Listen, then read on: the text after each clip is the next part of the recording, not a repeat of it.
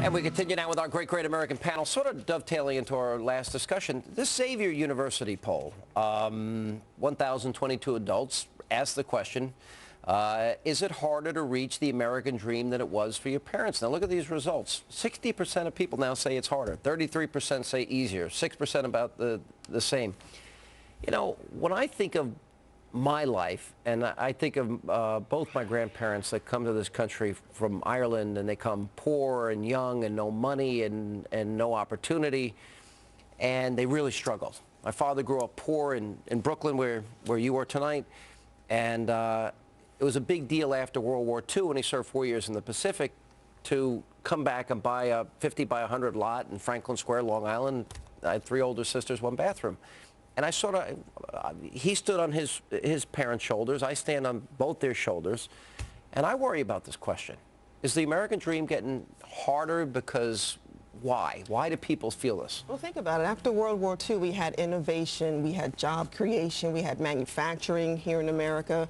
And look at what's happening here today. It's no wonder a lot of Americans are pessimistic.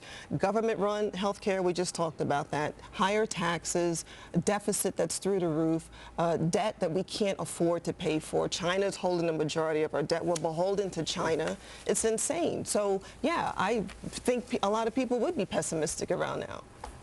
Look, first of all, I think the study is really important that Xavier did, because I think it's getting to something, this angst in the American psyche, and I think it's not about this kind of stuff. I think it is sort of the culturally, this within government and personal lives, of borrowing to consume. And that's what your parents, my parents, produced and saved.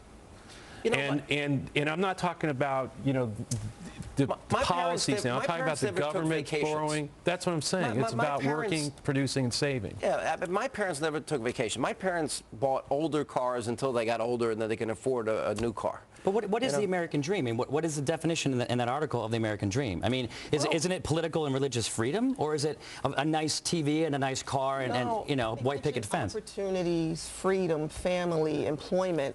Unemployment is what, hovering at 10%? I mean, that's depressing enough for a lot of people. I've been around the world, and I've seen how other cultures live. I mean, that's one thing that I've seen, and you know, in doing my show. But I'm always excited to come back here because it's such a great place to be, and then it makes me a little confused as to why people are saying that the American dream is that. I don't understand what that means. It's just. I think for what she's pointing out, unemployment's 10%. We're robbing from our kids and grandkids. Well, we have one and that's what I think it has more to do with, Sean. I mean, I think the American dream's simple. It's passing on to your kids a better America than you received from your parents. I think that's what we all think of, and I think it is sort of this. What's in it for me, kind of, even in our politics, the transactional. Your liberal friends did this. The me generation. Come on, if we start getting into this stuff, I mean, you know, when we go through the Bush years, how did we get to this economy? I mean, that's. I'm not saying. I think there's something. America, I got it right here in Bloomberg. America may lose its AAA rating. We got the Telegraph. China's Politburo spoiling for a showdown with America. They have all our debt. It's frightening. There's so much uncertainty in America. And think about it. Who wants to be a doctor today? We don't know what's going to happen with Obamacare. Doctors are going to leave their profession. Their insurance is through the roof, and they're not getting the proper reimbursements that they're getting for their full treatment for their patients. Guys, good to see you. Thank you all for being there. Good luck on your book tour. Good luck on your book, man. Yeah, by the way, mine's bigger than yours. Look how thick this is. It is. It's about 282 pages. What do you got? I don't know.